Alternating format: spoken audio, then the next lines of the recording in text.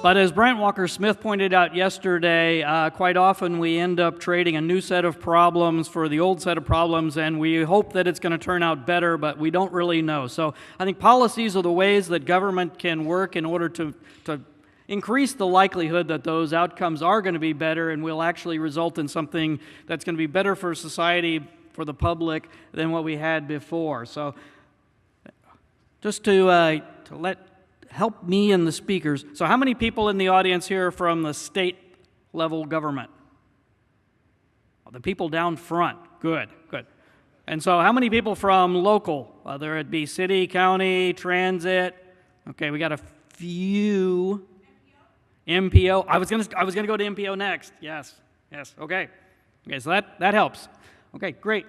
But I think you're all familiar with the types of levers that we can use in order to shape policy, to be able to do things. And so I think all of our speakers are going to be talking about some of these.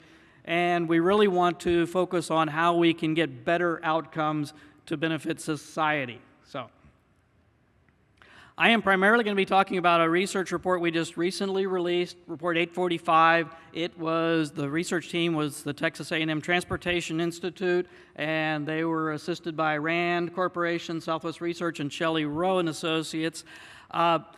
I am from the Transportation Research Board. My name is Ray Derr. I've been with TRB for 23 years now, and I appreciate Katie introducing us earlier, Katie Turnbull. But I work over in the research side of the house with the National Cooperative Highway Research Program. If you're not familiar, that is a program where each year, each state Department of Transportation contributes a portion of their funds to tackle research projects that are of interest to all the state DOTs, and that totals up to about $40 million a year. And so for the past 3 years, about $6 million have been put towards looking at connected vehicle, automated vehicle issues. And so this is one of the first tasks to be finishing up. I will not be talking about other things we've got going on, but obviously we've got a lot. So the objective of this project was to take a look at what are the strategies that state and local agencies can use to help make sure, or to help increase the likelihood that automated vehicle, connected vehicle are going to be beneficial. This project was just looking at AV/CV. It did not look at specifically at electric and shared, though it did come up.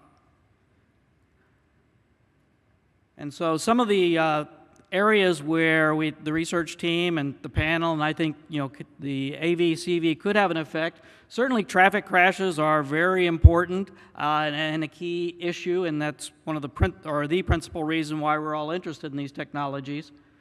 Congestion and pollution, though, are more on the concern side, because I think everybody's familiar with the thought or the forecast that if these technologies do make transportation easier, there is the possibility that VMT will increase, and that will result in more congestion, more pollution. So how do we make sure that those outcomes, or we mitigate those negative outcomes?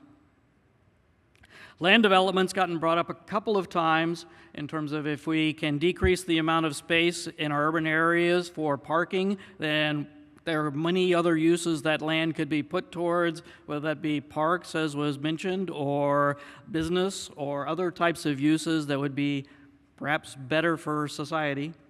And then the last one that's been mentioned several times, which I'm glad to see, and certainly everybody from government is glad to see, is that the focus on mobility for the underserved and the equity issues. So, Alex Roy mentioned yesterday that safety does not sell cars. When people go out to make their decision as far as buying a vehicle, safety, airbags, seat belts, those really weren't put into vehicles except through regulation. They weren't demanded by the market, and so he takes that as evidence that safety really doesn't sell the cars. But as governmental agencies and as society, we do want to see fewer people being killed.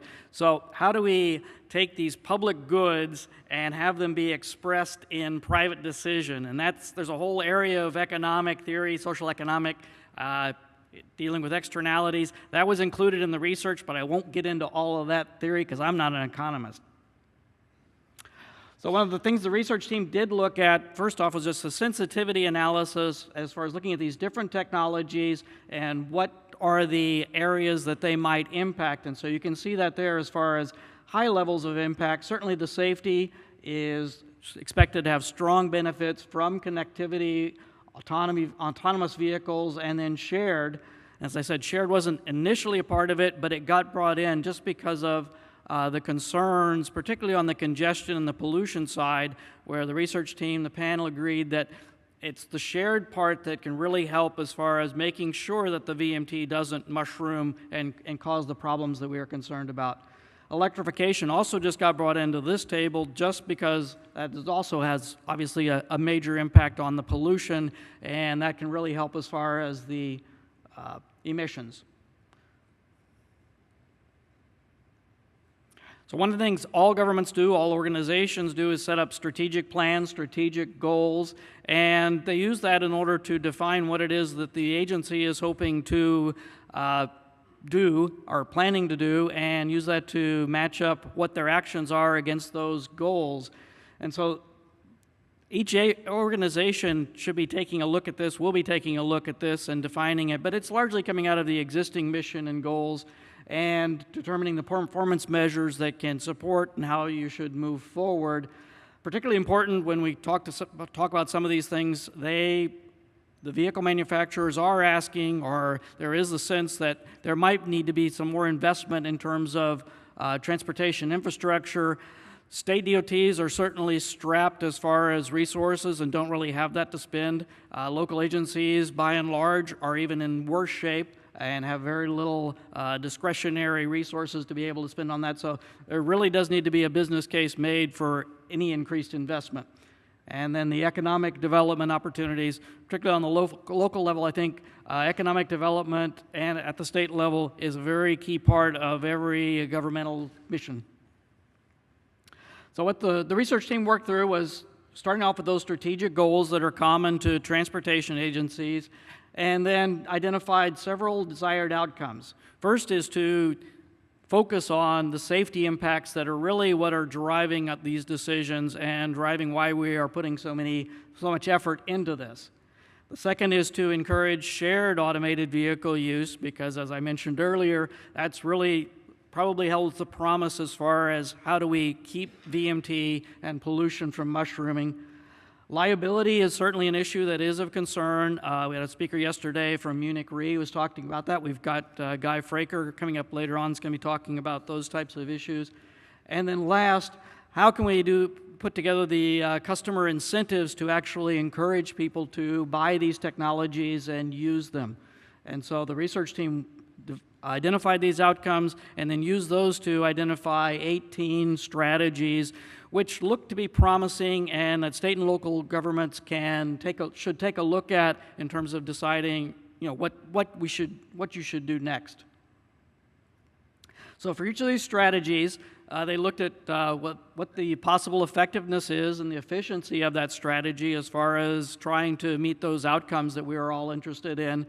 The political hurdles which would be faced, because there are a lot of good ideas which are just not politically viable, and I think you're all familiar with that.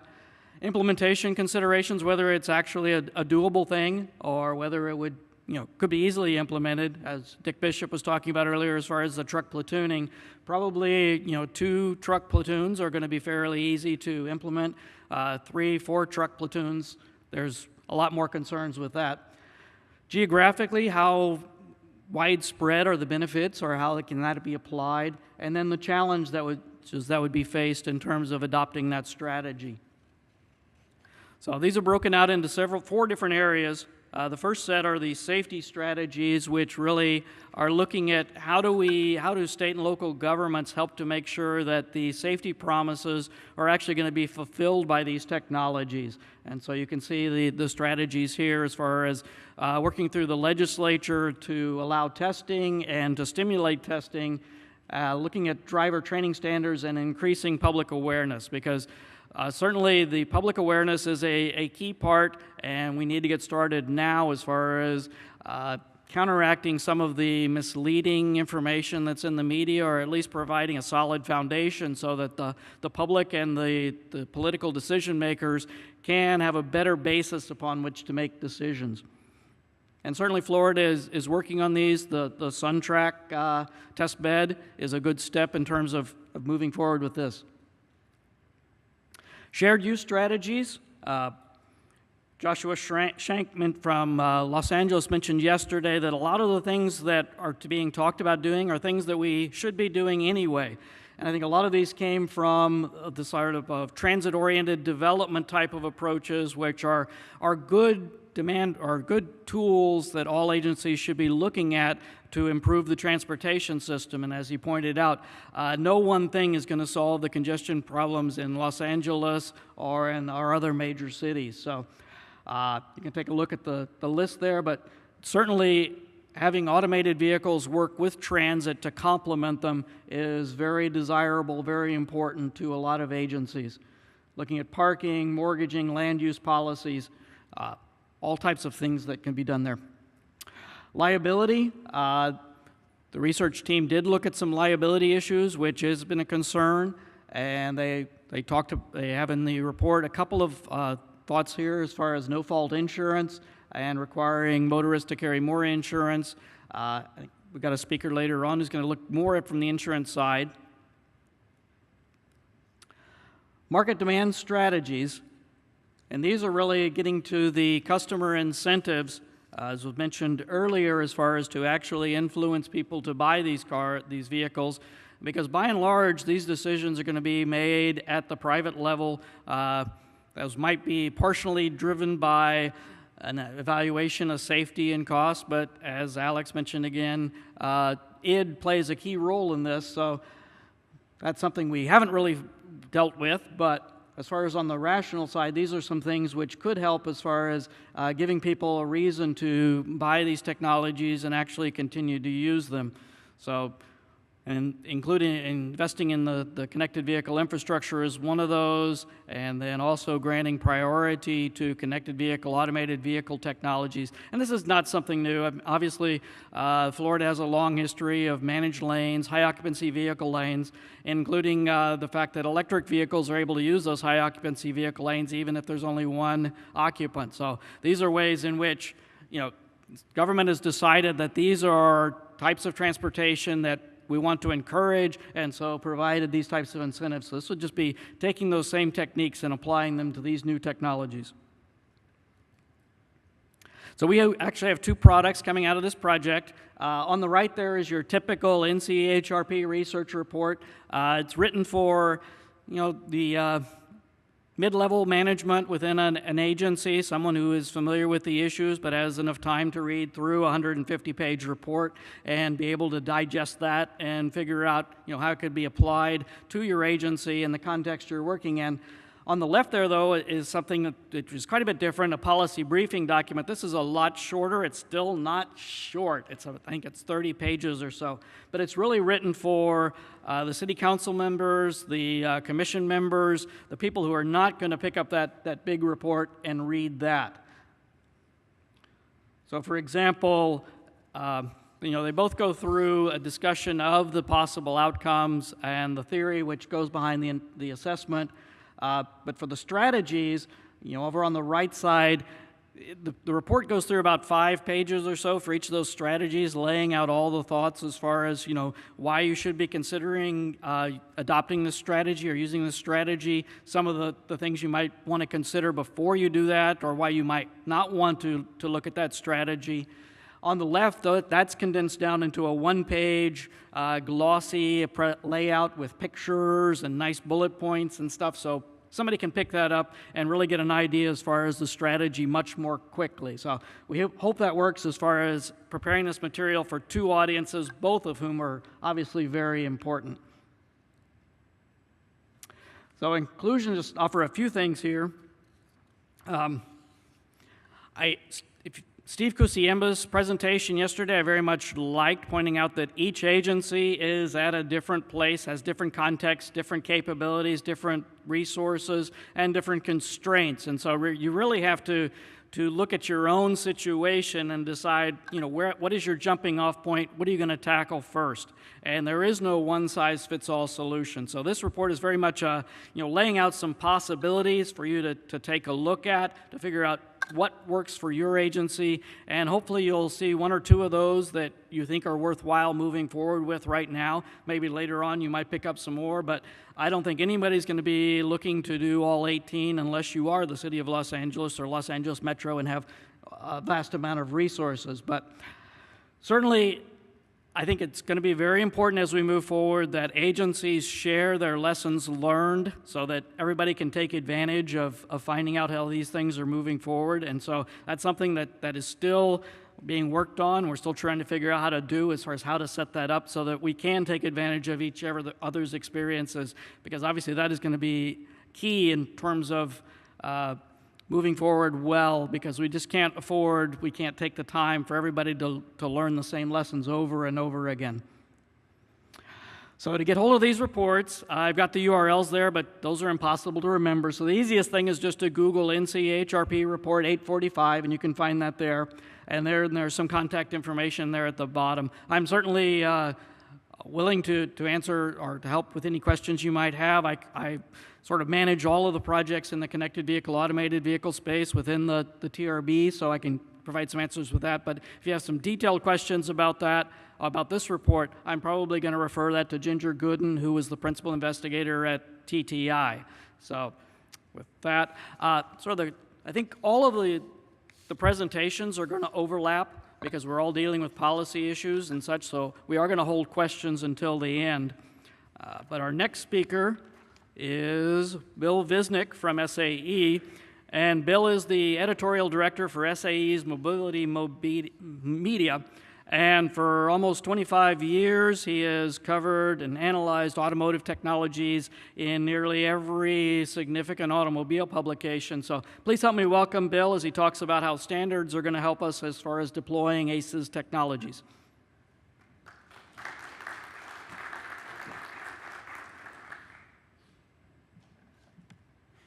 Good morning. Thank you, everyone. Sorry.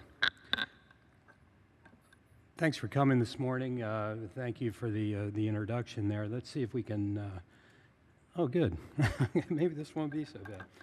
I'm Bill Visnik. I'm from the Society of Automotive Engineers. If you don't know what that is, we are the body that in our portfolio of products and in our services, we have a membership of about 145,000 engineers worldwide. We have a foundation. We've got media conferences. We run all manner of multifarious things that SAE does. But the chief one that we're here to talk about today is the technical standards. You'll see there on the bottom left corner. And these are 35,000 now, in excess of 35,000 standards that we'd like to talk a little bit about that this morning and let you know what that really means and what that's all about. And I got to tell you, it doesn't sound real sexy. I mean, we know that, and so we're trying to to really help everyone understand what it means and what the standards are about and why they're so important for for the industry, particularly in terms of new technology development and deployment and exploitation as well. You need to have a level playing field as you begin to develop and implement technology solutions, and that's really what standards are all about. And yeah, it doesn't sound sexy. I'd like to try to make it a little more sexy than the UL listed tag on your lamp, at least anyway. So let's proceed a little bit here.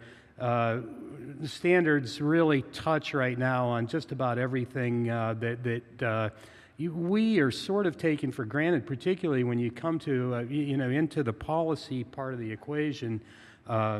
We really are dealing much more with the actual technicalities of what's going to be required for autonomous vehicle deployment, for connected, shared, all the services that really, everything that we're talking about, this is the sort of the baseline and the fundamental technology. So everything here you'll see from wireless charging to connectivity and shared mobility, all of these are really reliant on one or more or many standards to try to really sort of get everybody in the industry working towards the same goal and towards the same end solution, if you will, so that endless amounts of money and effort and time and resources aren't spent on a variety of solutions that really aren't standardized throughout the industry. Our global vehicle standards in a nutshell here, we'll make this quick, 8,300 plus standards. We maintain about 1,800 of those right now. And these are all created by committees. So these are industry committees, engineers from all over the industry, from all parts of, in all walks of life, really, you know, automotive OEMs, major suppliers, minor suppliers, just about everyone you can think of serves on these nearly 10,000 committees to do standards, or 10,000 committee members, I'm sorry, that's a lot of committees. And we've got 600 technical committees represented by nearly 3,000 companies. So this really is a scope that transcends everything, you know, and across all sectors. Criteria for standards development. I know there's a lot of words here. We try to avoid this some, but really what we're trying to do is, you know, first and foremost, enhance safety, create a common language, facilitate through reduced regulations, and that one's key. You know, we all know what can happen when things proliferate and when regulations really start to sort of you know, mushroom. You know, one of the goals here is to really try to keep that in rein. As well as harmonizing global markets. Again, this is something that once it really starts to get going can just get absolutely out of control. There are a few others there too. You know, uniform testing and performance. There's a testing session later that I think this is one that will be very interesting as we start to progress through levels of automation and technology enhancement in the industry and deployment. You know, the testing of these vehicles is something, you know, not everyone necessarily gives a lot of thought to. And then, of course, the last one there is one everybody's really interested in, which is reducing costs. And that's what standards are also. It's kind of a fundamental aspect, really, of what you want to have standards for, is so eventually, you know, the commonization is to everyone's good. I think I've got to press this. Okay. Okay, so here's just a real quick roadmap here of the technology evolution as we see it. We started out with and still have really, ADAS type systems. These are all primarily safety related. A little bit of connectivity maybe but moved into that. But these are all technical safety systems that are available now on vehicles that are sort of really the foundation technologies that will lead to higher levels of automation. So adaptive cruise control, parking assist. You know, I don't know if many of you have driven parking assist vehicles, but when you get them and it works right, it's really a wonderful thing to have that thing just fling itself into a parallel parking spot on the street, and you get out and you're sort of impressed by that, right? You know, and it really is, I think, one of the more really the more visceral kind of examples that you can use right now to say this is really what the promise is, you know. And I drive about 40 or 50 different cars every year as part of my job, and you know, as these things start to come out in little dribs and drabs, some of it, you know, frankly, we all know is better than others, you know, and these technologies are still evolving, but wonderful stuff. And when you get it and it works right, you really do, everything we talk about, it really does come into shape, and you see what's possible. Then we're going to move to connected, you know, and these are going to be the very things that we've been talking about at this conference and all the sessions, really bringing infrastructure in, bringing all the promise of connectivity, things like signal phase timing, traffic info on real time, safety alerts, weather, all those kind of things that really will be an enhancement to the driving experience. Not all that difficult to do necessarily once we really get the infrastructure in place. And then we'll eventually come to automated, where we get into various levels, higher levels of autonomy and everything that comes along with it, good and bad. Key focus areas for standards. I'm not going to hit this one too hard. You can see there are, this pertains specifically to the automated world, but J3016 and 3063 there in the upper left. 3016 is the one everyone here is probably most familiar with. That is the 5 levels of automation that again have been talked about in just about every session here that discusses automation. I wish we had a better way of expressing these than just 3016 and 3063 or whatnot, but these are engineers, remember, and I'm not one, so I can talk about them that way. So that is just one of the many, one of the more familiar ones, at least anyway. And then all these others are really areas that standards fundamentally function in: safety, interoperability. A real key one here, I think, and I want to make a point of this later, is driver interface and human factors. And again, this one is one that really brings this all into perspective when you talk about the potential for these systems. If you get into a lot of different cars and all these things sort of speak to you in a different way, this brand does it in this way, and this brand gives you a lane departure alert in that way. Those things can be difficult to get consumers to accept, and so we're really trying to get commonization in that area. It's specifically in ADAS, this is the focus of some of the standards that are in place right now. Everything from stability control, fairly familiar things now to many of us: adaptive cruise control, lane departure warning, blind spot detection. All these things are systems and driver interaction technologies that require standards, so that everybody's in agreement really on how they should work and how they should be, how they should interact with, with the driver. So there are many of them there, and these are all ones that in effect are for technologies that are available right now. These are just some of the specific standards, again, that are connected with ADAS. You'll see 3063 there, active safety system terms and definitions. Not very sexy, but you got to have terms and definitions, right? Something that everybody agrees that, hey, this is what I mean when I say a lane departure warning system. 2399, I want to just point that one out because adaptive cruise control really is one of the fundamental technologies that a lot of automation will eventually rely on. So the way that adaptive cruise control works, the way that your vehicle is going to accelerate and slow down and control itself in a braking and acceleration regimen, very important aspect of higher levels of autonomy there. So these are all active, and every day somebody's chopping away at these standards to try to make sure things are commonized. We've got here a little video. Maybe some of you have seen this, but this is a demonstration of a pedestrian warning system, and this is at a car dealership somewhere. I don't remember where. And hey, we're going to test this thing out and see what it's all about. Ouch. Okay. So.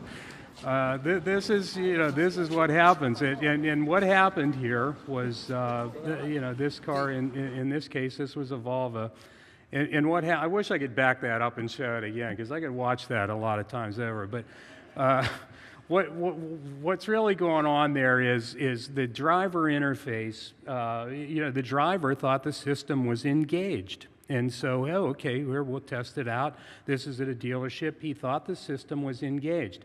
Well, obviously it wasn't. And so this is just a very visual sort of representation of what you need to do because, and again, I tell you, I drive, 40 or 50 different cars every year.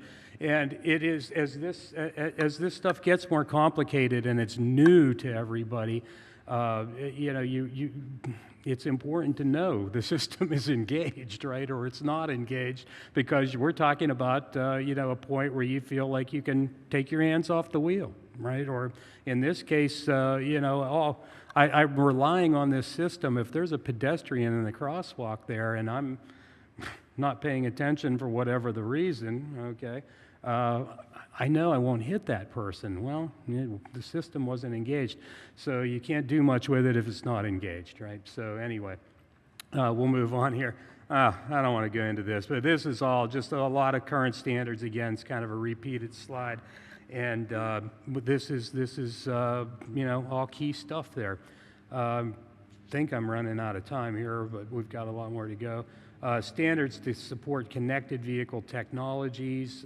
These are all focus areas that are important, ones that everybody here has been talking about, or they've been in conversations, you know, work zone warnings, really important things that I think will be initial deployments, platooning, adaptive signal controls, all the things that really are very infrastructure related and important to have as we get into, you know, vehicle to infrastructure communication. Here we've got an example of what could happen with, you know, a not connected vehicle in a situation. And yeah, let's just watch this a second. And oh, wow, okay. So you can see this is you know, this is kind of a fairly common traffic accident, particularly in Europe, you know, where trucks are sharing, you know, reasonably high-speed highways. You can see it's the sight lines are not good. You know, all the things that really contribute to an accident, right? These are things that are contributory to an accident. And then we'll go here to connected, and this is taking the same situation. And if you'll watch, you know, what happens here is the overtaking vehicle needs to find that inside lane. You know, what happens because his car is connected. And, well, okay. Anyway, well, you know what happens. He avoided the truck because his car would not execute that maneuver. It knew that there was a blockage in that lane, that there was another vehicle in that lane. So even though his sight line was closed, his car was telling him there's another vehicle over there. You can't make that maneuver. Wow, a lot of grief avoided there, right?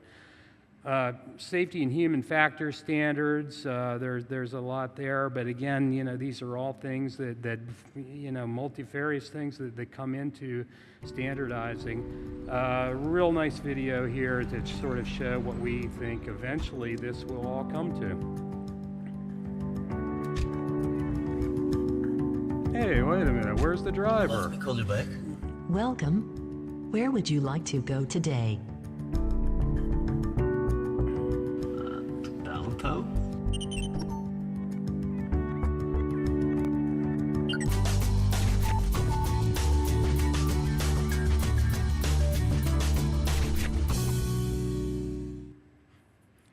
As soon as I see that date by 20, 30, 25%, all those kind of things, I always say, nah, no way. But you know, it's moving really, really fast, and I'm not, so I'll try to get through the rest of these real quickly.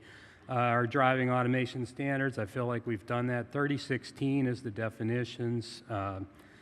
We are into cybersecurity as well. As you might imagine, there are vital standards there for cybersecurity, 3061 being one of the key ones there. But again, this is the thing that we cannot underscore how important this is going to be. No one is going to trust automation if there are any instances really where some nefarious control happened and you know, you used a vehicle for some sort of you know, terroristic purpose or anything of that nature.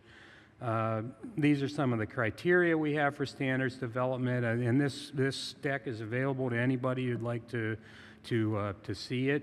You know, we're happy to give that to you. We've got webinars all the time on all manner of standards and deployment and technology deployment. This one is coming up on December 13th, preparing the energy grid for electrified and autonomous vehicles. There are a couple good questions in the prior session in this room about the grid system and what it'll mean for increased electrification.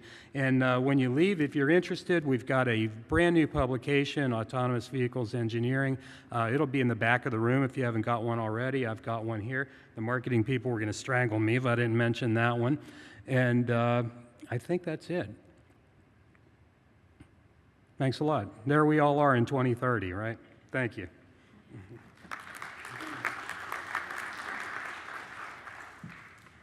Thank you, Bill. So our next speaker is Ben Walker. Ben's a graduate of the University of South Florida.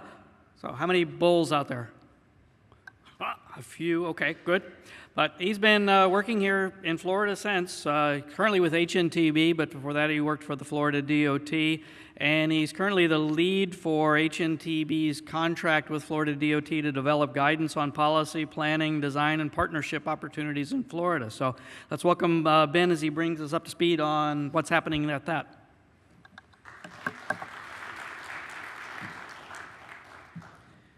Good morning, everyone. It's great to be with you this morning. Wasn't quite sure I'd make it. Made the mistake last night of when I saw my wife, I still had my name tag on, and apparently Diamond sponsor to her means a little bit different to the conference. But so I'm glad to be here this morning after that early Christmas disappointment. But when we talk about planning for different futures, there really is a wide variety of futures that could be in front of us with autonomous, connected, electric, and shared vehicles. So I wanted to thank the DOT and specifically Ed Hutchinson, Mark Reichert, Martin Markovich, Carmen Monroy, Jim Wood, and Dana Reedy to really help focus the efforts and how we can best look at planning implications for the MPOs and local governments here in Florida.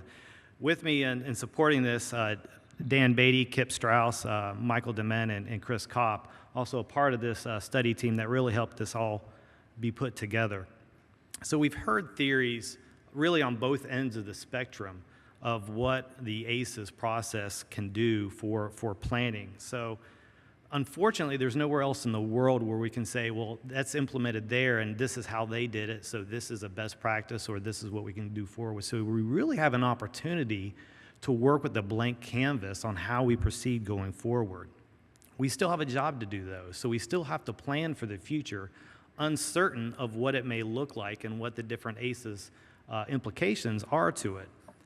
What's important to know, though, is that this task and this is really guidance. It's not meant to be a rule book. It's not meant to be a handbook or policy, but really helping go from a very wide and variety type of improvement down to something so we get that gray area a little bit smaller.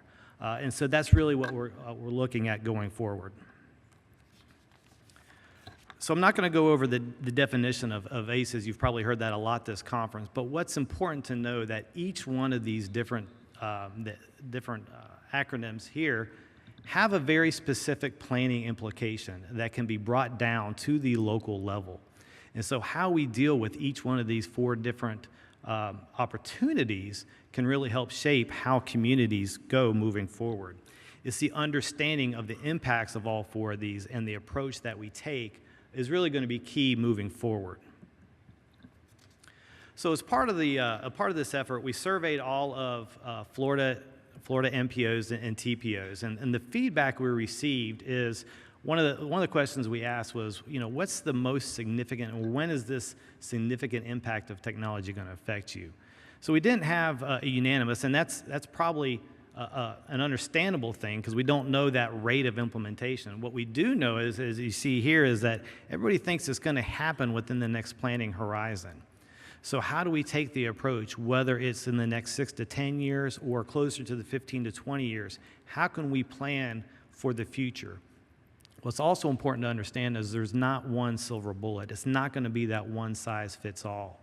There's going to be areas probably where you have different implementation quicker than others, whether it be in the urban settings or the more rural settings, whether it's going to be specific to freight or to commuters. or to mobility challenge. That's going to be an opportunity where we take the feedback we receive from when we see these deployments statewide and nationwide and around the world and see how they can be applied to here in Florida. So we look at some of the different opportunities that may affect this rate of adoption. You see some of the bullets here on the right in front of you. And they can really be broken down into 4 distinct areas, whether it's societal trends and how society reacts to these different technologies, cultural shifts on how we are and how we travel, certainly economic drivers. People tend to pay with their wallet. So are there business opportunities that are going to lower or increase the cost of transportation, and how does society react to that? And certainly policy direction. And helping guide that path forward. Now, the good news is, I mean, they're all unknown, but kind of like anybody's 401k, where past performance doesn't necessarily replicate future results, that's what we're faced with here, is the trends that we've seen for the past 20 to 30 years aren't necessarily indicative of what we're going to see in the future. So how do we manage that unknown? So that's why the task really is developing policy and planning guidance, looking at what needs to be talked about and discussed, not what the results need to be, but what should be considered as you're going through this process from a local or regional planning level to really help with those required planning documents that are at the local and regional levels with the LRTPs and planning code. What's important is to just really to manage expectations and understand, again, that's not one size fits all. Looking at the different adoption rates, what might be the priorities for some regions might not be most appropriate to other regions, and developing your own fingerprint on how you address these ACES technologies. And using that information and using the test cases that we're seeing all around the state. Florida is very fortunate to be really a hotbed of different opportunities that we can see either in Tampa, Jacksonville, Miami, all around the state, Orlando. I certainly don't want to exclude any because they're happening everywhere. Not all of them are government driven. Some of those are business to community driven, and that's important too. How can we utilize that data that might not have that foundation in the regulatory framework? How can we use that data to provide better decision making in the future? So what we did then is to look at guidance and developing guidance from a very pragmatic approach. First, starting with the literature review, understanding that new articles and new reports are being published almost daily. Some of them conflict, but that's a good thing because we can understand how they might be appropriate to one area or another. So our approach then with our report is to kind of help with this main literature search and kind of help weed through what might be the most appropriate for the communities here in Florida, some of which, as you see on the slide before you, Ray, you mentioned with 845 and some others, but we also want to be consistent that we're meeting with the goals of the state of Florida as outlined in the Florida Transportation Plan. Also being sensitive to what we've seen with the regional plans and their local plans as well. And finally, relying on the industry guidance, where we see the business and where we've heard from the industry community moving forward on what they're looking to introduce and how that may play into the different planning guides. So when we surveyed the MPOs, we asked them, what's your most important need? And certainly it went across all levels of the planning spectrum, but specific with the planning elements, the traffic operations, travel demand, and how, like with electrification, how that may affect their revenue.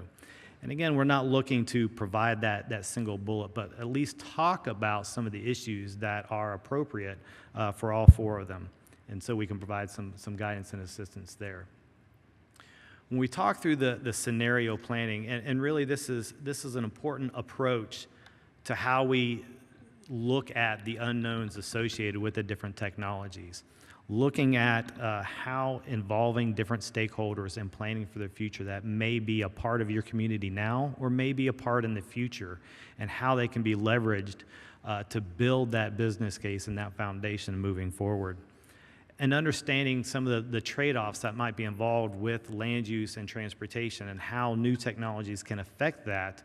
So you broaden, and as a part of that outreach, you broaden that understanding of what your community needs to look like in the future.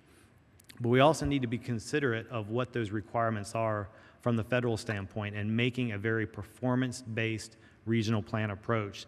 So with the scenario planning, you can kind of choose your adventure with the different scenarios with a fact-based foundation, and then apply that to different performance measures. And then as you monitor that going forward, you can see if your assumptions are either adopting at the same rate as anticipated or whether there's been a change in technology that allow a different path to go forward, but you've already explored that through the scenario planning process.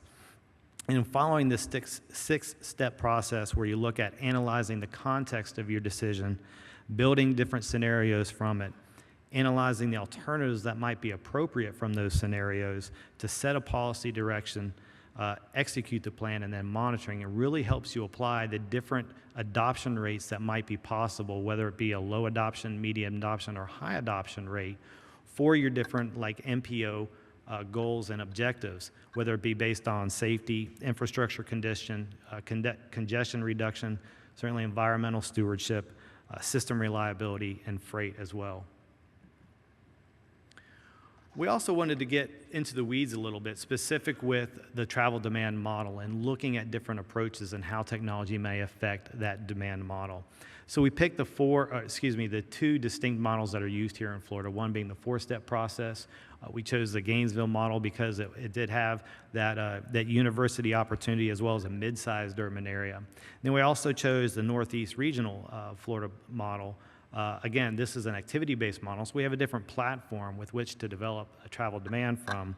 Also a large multi-county, so we can see how that might play out when you have larger regional trips playing into the future.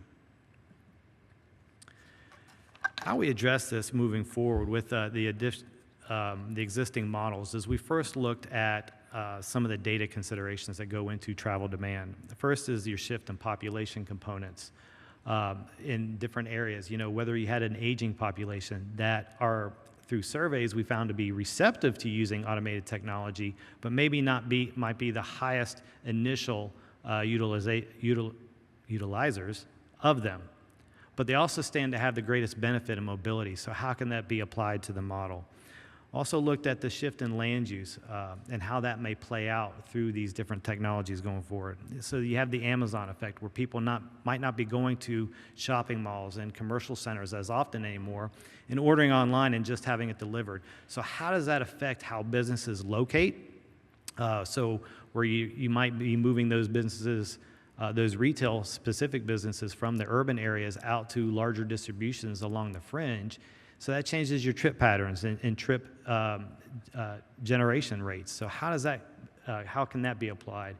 And correspondingly, how does that shift your employment as well from an industrial and commercial standpoint?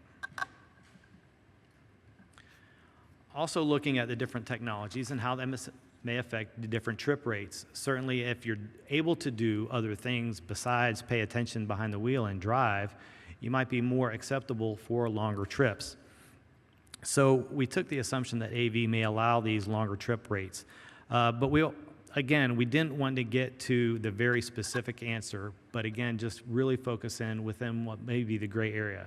So in trying to solve all the problems, let's take small manageable bites from this unknown apple. So we really focused on looking at those home-based work trips and converting those to AV and what that effect may be on travel demand.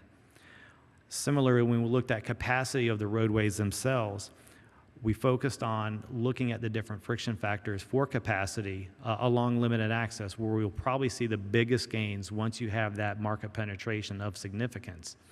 You'll certainly see them on arterials, and we don't want to discount that, but just because of other factors that go along with arterials, including more context classification, context sensitivity, that DOT is really focused on right now of encouraging more multimodal approaches and corridor use where you have those bikes and pedestrians and transit utilization along corridor. That also is going to have an effect on these arterials. So you might not see as greatest benefit along the arterials. Not that you won't, but let's focus on, again, honing in on that gray area. So we focused on the limited access. Another effect that the technologies can have involve the out-of-vehicle times or those terminal times, where you take the actual time it takes to go from from your car to your final destination. And certainly in urban areas where you might have more remote parking and a walk to your final destination, or along transit routes, this would probably be the most appropriate. And so as you go to seeing with the different technologies with the mobility as a service model, where you have more drop off and pick up, your time it takes could be shortened. So when you're not traveling as much to you or from your final destination, that again allows for a longer trip length for acceptability. So how does that play into the model as well? And finally, you can see how it also may affect transit ridership. As from the demonstrations that you see out here today, you've heard a lot on the other speakers as well, the first mile, last mile issue and being a part of some of the highest transit costs. How is that solved by technology, and can those funds that might be a part or currently allocated in first mile, last mile solutions, can that be reinvested into premium transit or other core routes, and how does that affect mode choice moving forward? Shifting on to the E with electric, it's important to understand what this affect currently where we are and where we may see it going in the future. In Florida, almost 66% of their revenue is generated from some sort of gas tax. So how does the electrification shift from gasoline to electric? How does that affect potential future revenues? As well as thinking about how the infrastructure to support electrification of vehicles, how does that play into it as well? We're conducting our literature search kind of where we are right now. As you can imagine, there's a huge push for electrification, but at current, we're about 1% of the vehicle fleet. So even if you take a low end or high end in terms of turnover, you can see it varies a little. So understanding that and planning for that allows you to make those kind of 10 to 15 to beyond decisions now of, okay, even if it is a low adoption, what can we be doing now in terms of electric infrastructure to plan for it? Do we want to encourage that, and how can we through providing electric infrastructure available? Or do we just see how the market goes? But again, we're trying to start the dialogue and think of the questions that need to be asked so that we can document it and revisit it as the business case kind of presents itself, and as we see the technology getting adopted. So one of the end products then is looking at these different strategies and tools, thinking of what those LRTP considerations are and how they can be applied. So when we're talking about things like safety and security, and if a region really wants to focus on that connected vehicle opportunity, do you have high crash corridors? Are those types of crashes the opportunities where a connected vehicle might be able to alleviate, or are they more geometric and design considerations? And how can that play a part?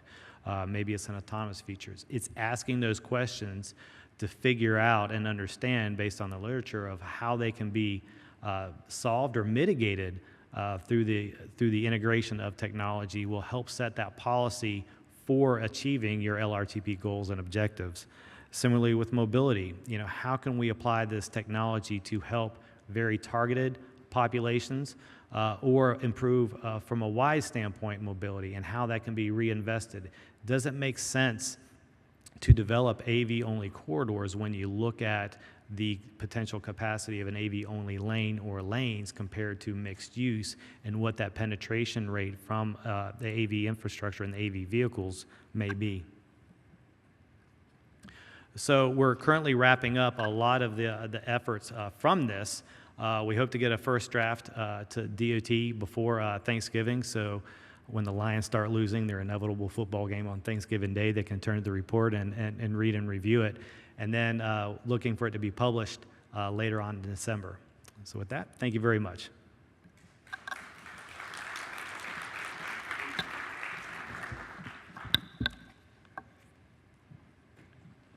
Okay, thank you, Ben.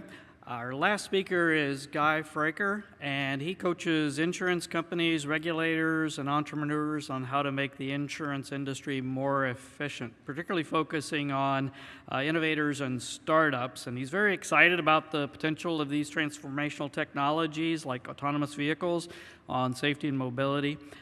So please join me in welcoming Guy as he talks about the insurance aspect of this.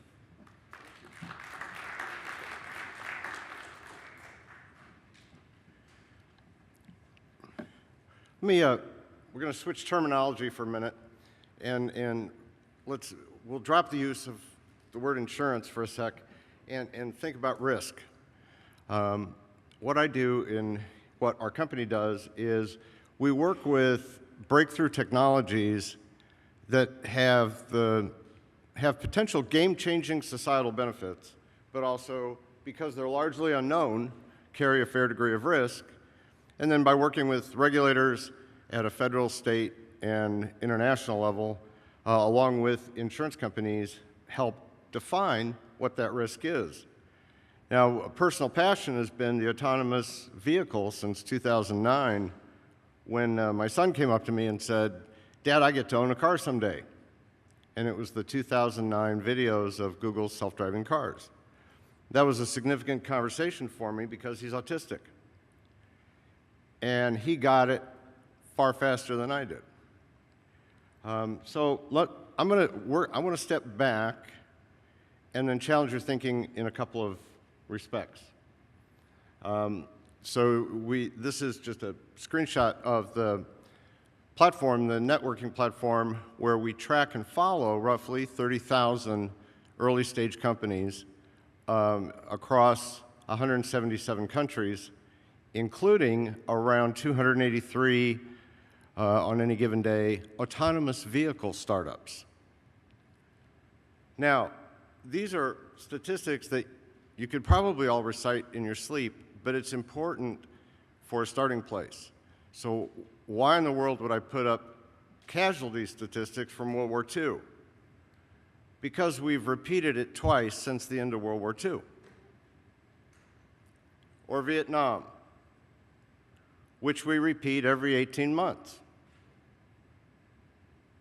Or American households with disabilities.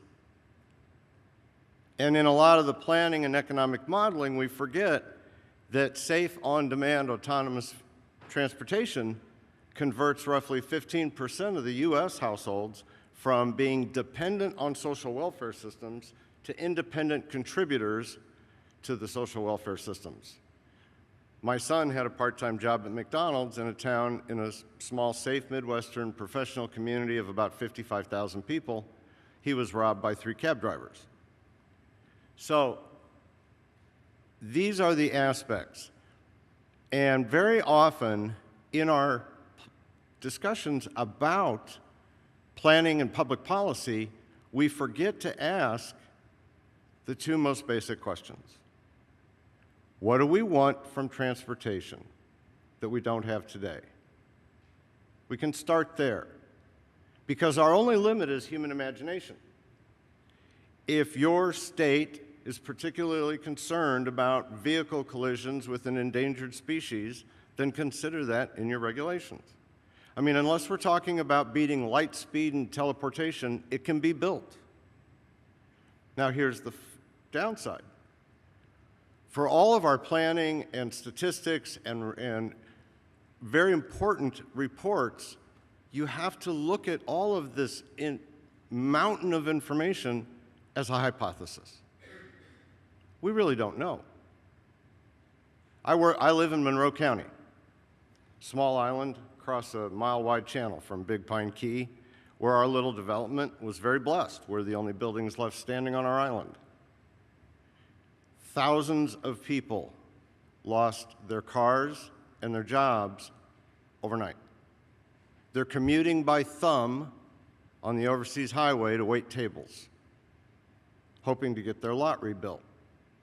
Now, I've talked to Waymo and several autonomous vehicle manufacturers about coming down because there's also not a mass transit, not a public transit system. You have 150 miles of perfectly marked 2-lane road for a test track.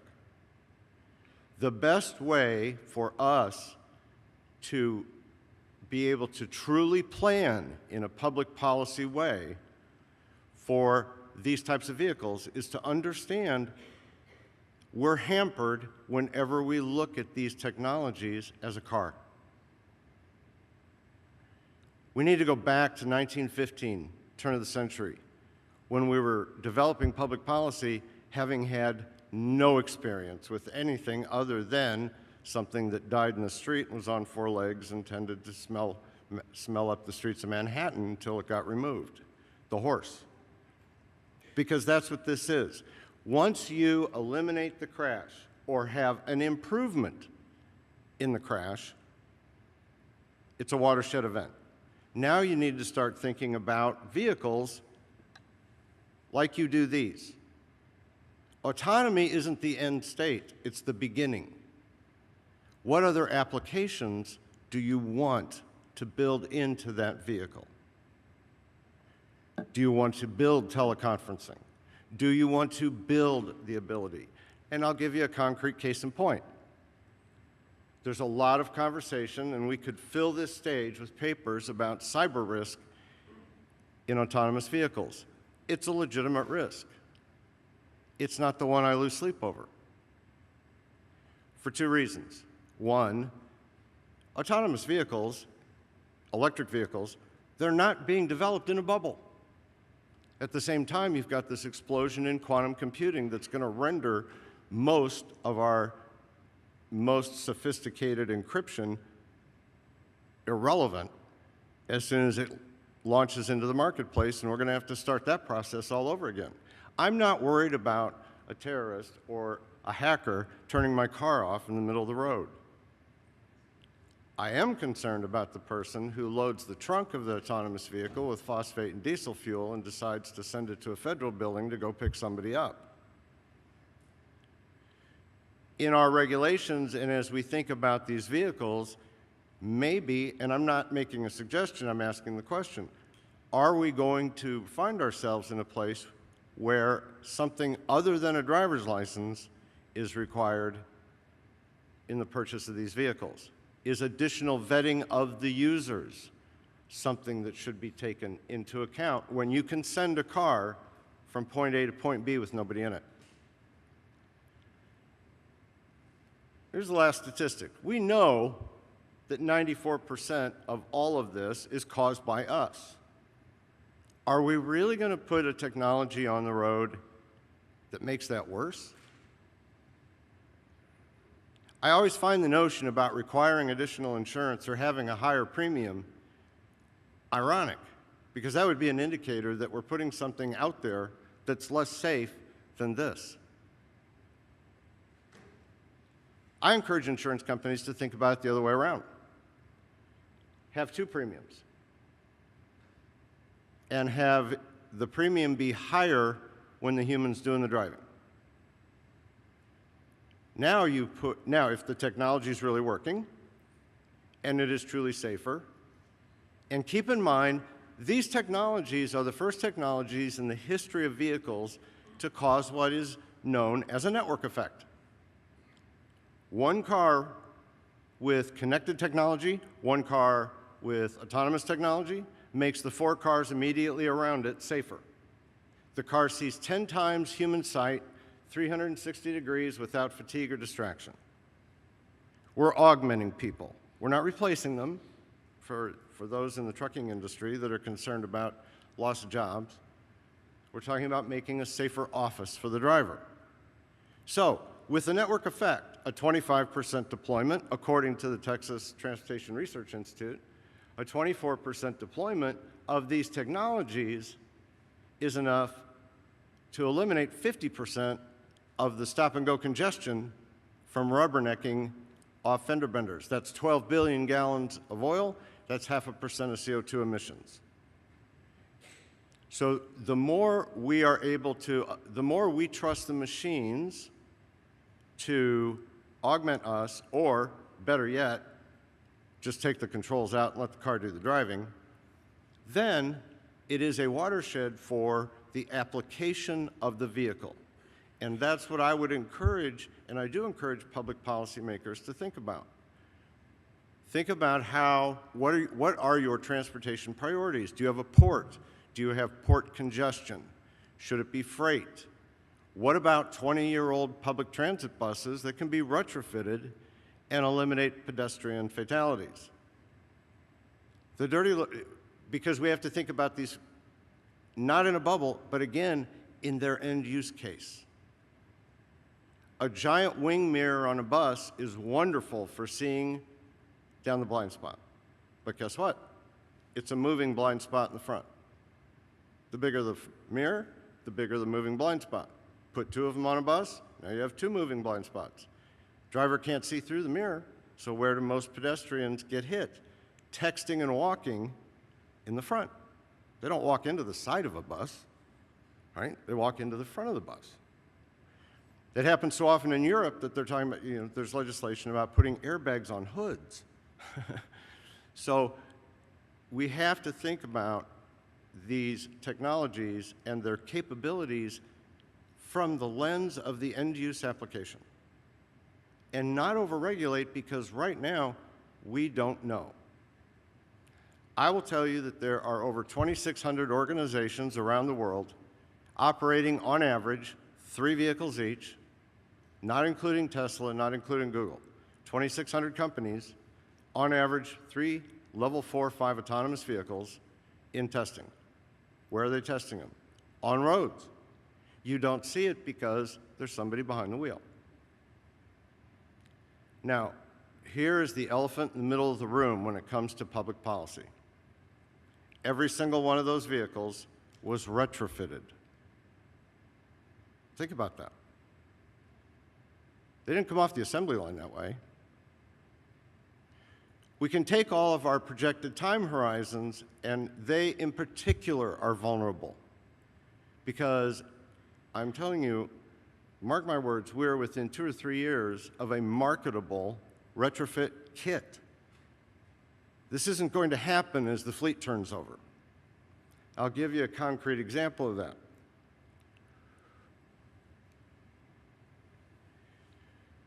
This graph shows level of funding by vehicle technology.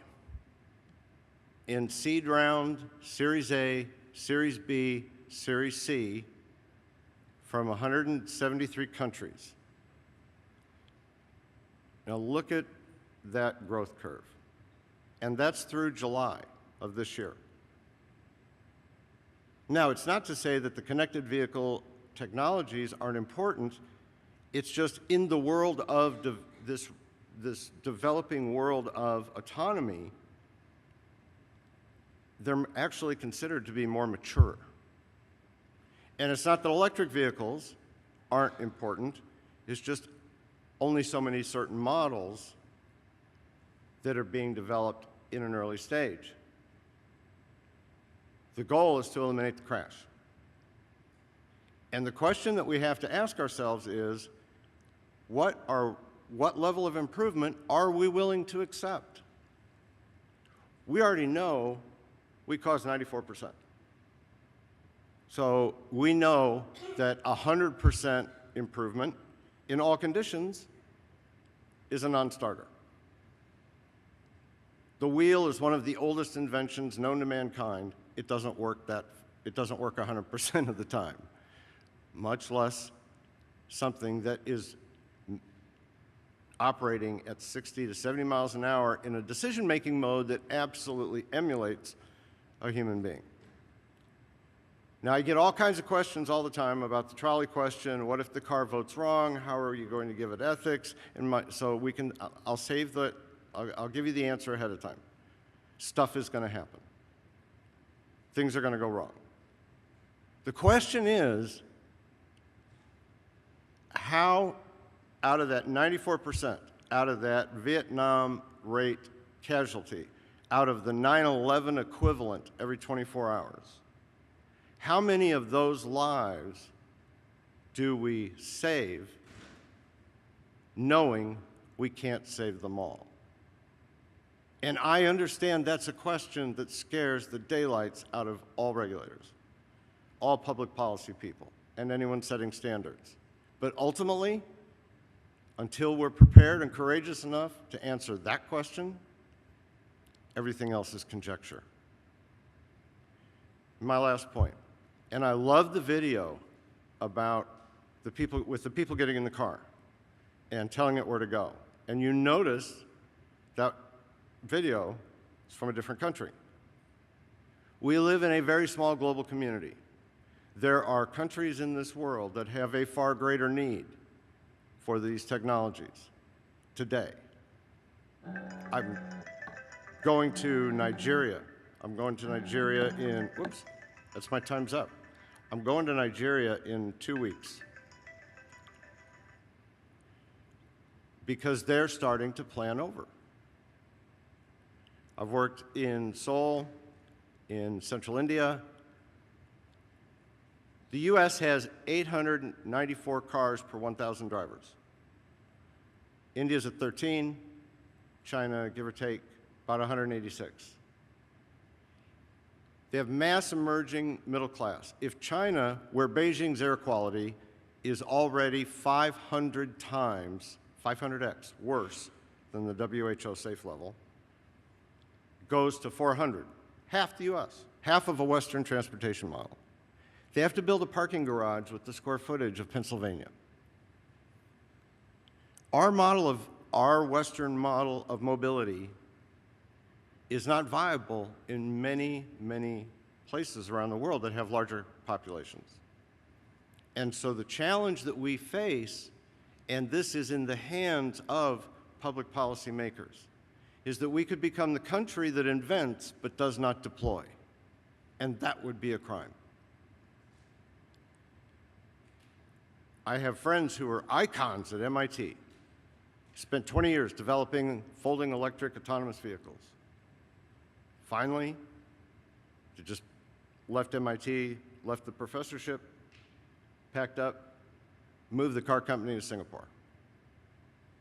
So think about, there are other public policy issues that affect all of these technologies, and we can talk more about those in the Q&A, such as immigration policy and being able to retain talent here in the US.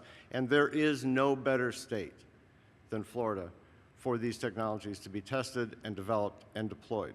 The use cases here, the weather obviously is ideal, and the diversity in roadways and talent in universities is ideal. And so I want to thank the Florida Department of Transportation and thank Senator Brandes for inviting me to be part of your program. Thank you.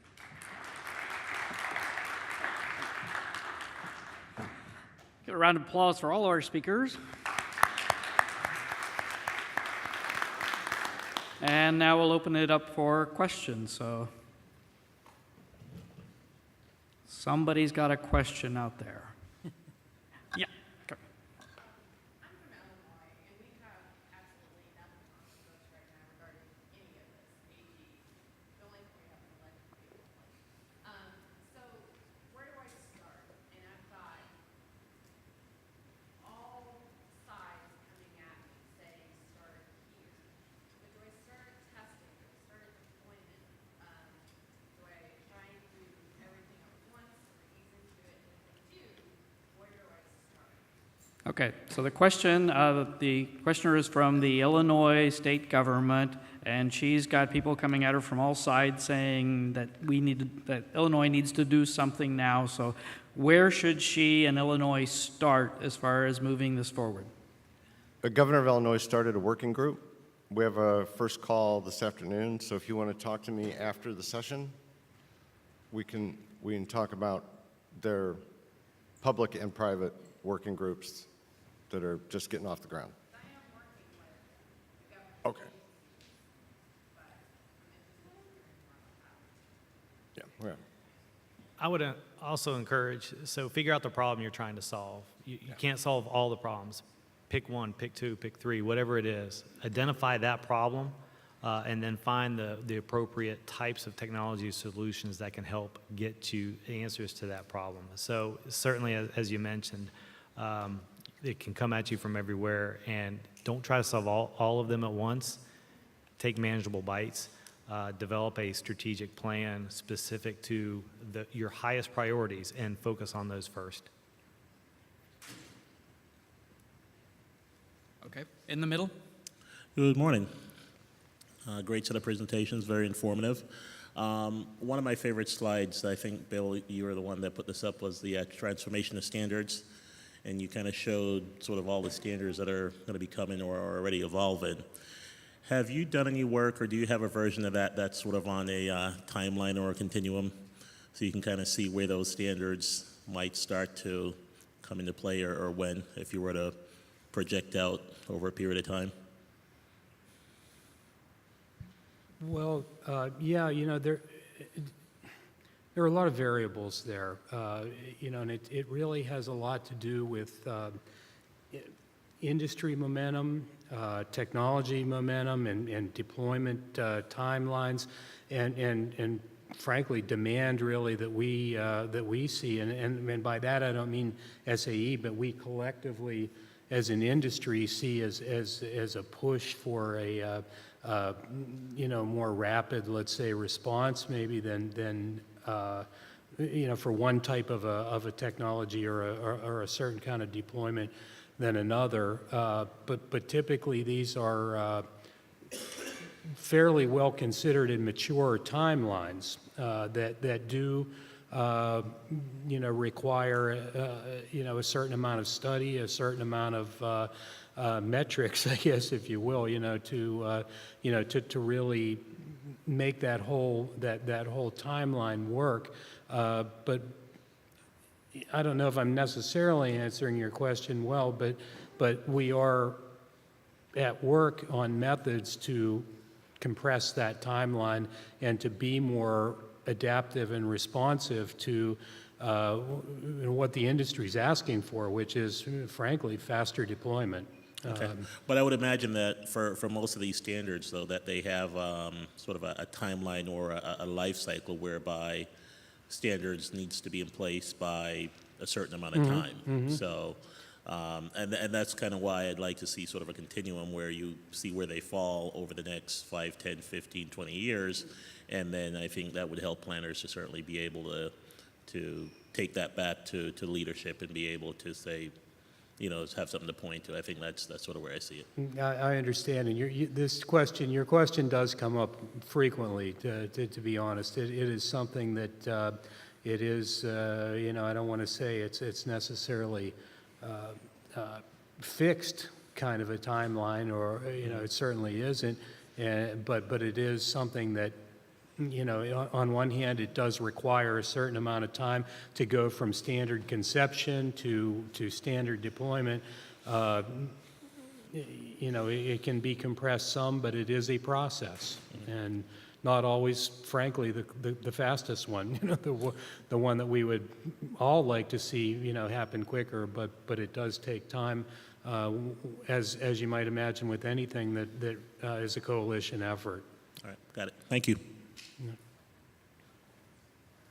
Hi, I sort of have a follow-up on that, because I was wondering what all of you think about sort of building resiliency into the policies and standards and so on in this area, because we know it's going to be for a long time, it's going to be a fast-changing sort of technology space, and it's easy to build standards or policies or rules that don't account for something and maybe don't have a good mechanism for adapting on the fly. Like you're saying, it takes a long time to develop standards. So when the technology changes and we need new standards and it takes a long time, we're always sort of behind the curve.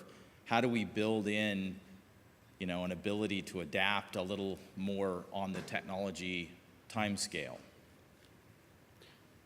Well, to answer that most directly, I can say that I've seen myself, and I don't work intimately with standards on every day, but I have seen myself the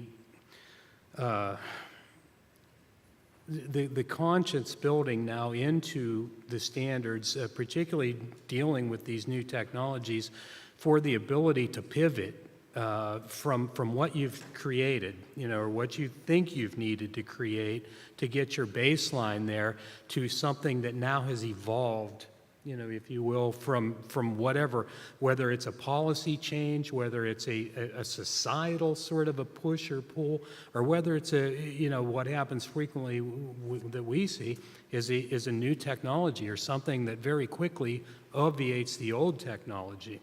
And so what I've seen begin to evolve in the process is the ability to pivot and to build in the very flexibility that you're talking about, so that you almost try to imagine before it happens, well, what if? What if this does change?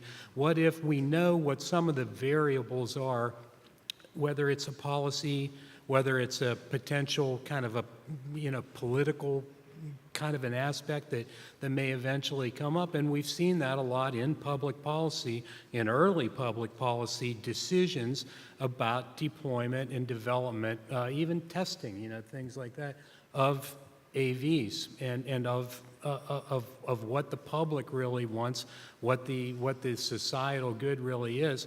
One day we may think this, next week we may think something else.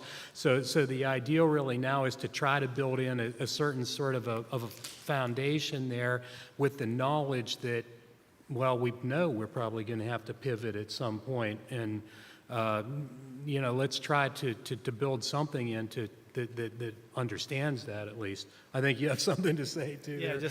just to add on. So in Florida, we're very fortunate that a lot of the policies and regulations allow a great amount of flexibility to do that, to be nimble when you see things change.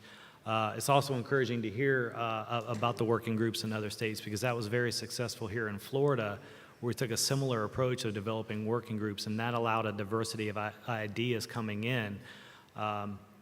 For example, when we're looking at a truck deployment testing here, so we involved many different stakeholders in that and different departments within DOT, and things you wouldn't necessarily think about with truck platooning could be a concern, or at least build from that. For example, in the structures department, they were very concerned about how truck platooning might impact existing structures, either from bridges or overhead signs. And so as you're going with that deployment scenario, you can build in, different strain gauges and think about how it works. Involving the enforcement community was also critical, because they're concerned about, how do they enforce it or understand that as a platoon truck and not just a tailgating truck. So getting working groups, getting that diversity of ideas, and having that foundation that's very broad and would allow an agency to be nimble, I think is critical to Florida's success in there. Not so much on the policy, but on the research side, we are moving forward. And I certainly agree that the working groups are vital in the ongoing communication. So one of the things we're setting up at TRB is an ongoing forum, which will be bringing together the public sector, the private sector, and also academia, probably every 6 months, to talk about what are the current issues as far as connected vehicle, automated vehicle, shared mobility, so that we can be much more nimble and reactive in terms of being able to respond to the changes, which we all know are going to be happening regularly. So that group is intended to meet every 6 months, and the first meeting is being scheduled for February of next year. Ray? Yes. I have a question for Guy. Guy, I think you mentioned that there's 280 some companies working on autonomous vehicles and 2,600 some that are out every day driving autonomous vehicles. Can you give us a flavor for how many are in the U.S. and where else they might be in the world doing these development and testing? Yes, certainly. The majority of the vehicles would be divided between U.S. and Europe. Outside of U.S. and Europe, the hotbed for startups in vehicle-based artificial intelligence and computational startups, deep learning, is Tel Aviv. And then there are a couple of companies that are starting to emerge in the freight business out of Cape Town. There are over 30 operational in stealth mode in Florida right now. And also then there's a coalition that's forming between Wisconsin, Illinois, Iowa, which is really the roots of autonomous vehicles back in the 90s. It was Caterpillar, Oshkosh, and John Deere are the ones that launched all this. And so there's coalition there for in the agricultural space. And that's the other thing. I got to give Florida another plug. It's not only just the metropolitan driving, it's also the agricultural base. And so, but those are the primary. I might just ask a follow-up. So for Ben, well, Guy raised the aftermarket And then for Ben, how are you including the aftermarket devices in your scenario planning? And then also Bill, how is SAE responding to these aftermarket devices, or is SAE taking a role as far as developing standards for these aftermarket devices? I think we're probably indifferent if it's either aftermarket or included originally in the vehicle. It's just the technology itself and the applications of it is really most important. And again, how can it be directly linked to the problem or the challenge that we're looking to solve? In Florida, the priority by far is safety. So, understanding the safety connotations with it, both from the vehicular side, the passenger side, as well as the other road user side, is very important. And understanding how that plays into the bigger picture, I think is what's driving a lot of Florida's approach. Yeah, I think the aftermarket itself is in some senses, a different scenario, at least anyway, in terms of what could be deployed in a different sort of a regimen, if you will, from OEM type deployments, whether it's commercial vehicles or passenger vehicles. The example I like to use when this question comes up is navigation systems, where typically navigation systems you see installed in a vehicle will not operate when the vehicle's in, you can't input an address or you can't do certain functions when the vehicle's in motion. With the aftermarket one you stick on the windshield, that's not the case. And so, you can do whatever function, that particular unit allows, and they don't care if you're moving, so they've looked at that particular situation and said, well, listen, we think that the OEM standard, if you will, is probably a little overprotective. So you're going to see a lot of bleed cases like that, I think, as technologies deploy that are very similar. I would argue that some of them are a little more mission critical than whether you can put an address in your navigation system or not. But nonetheless, I think there are going to be a lot of bleeding edge kind of situations with the aftermarket deployment. It's a very, very interesting aspect of all this, but I think, as Ben said, the technologies themselves, the base development is really what the key is going to be, so that as you have someone that's decided to deploy into an aftermarket situation, at least whatever their fundamental technology is or whatever their baseline technology is, it's been vetted to some degree, and that's maybe in some cases the best you can hope for, really, because the aftermarket got a different, it's got a different go-to-market kind of strategy, frankly. Okay, well, I was reminded that lunch today is a plated lunch out at the pavilion, and there is a lineup of speakers, so the organizer wanted me to make sure that everybody got there on time or quickly, so I would like to thank you all for coming to this session and appreciate everybody's time, and thanks again.